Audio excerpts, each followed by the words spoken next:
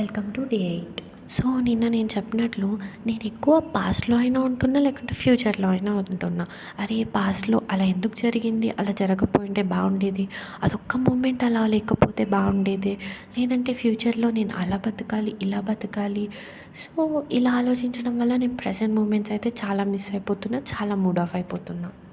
And ఒక 2 days back మా college వాళ్ళు అన్ని సబ్జెక్ట్స్ రిపోర్ట్స్ పంపించి మండే కల్లా ఈ రిపోర్ట్స్ అన్ని సబ్మిట్ చేయమని చెప్తున్నారు. ఒక సైడ్ ఏమో హ్యాకథాన్.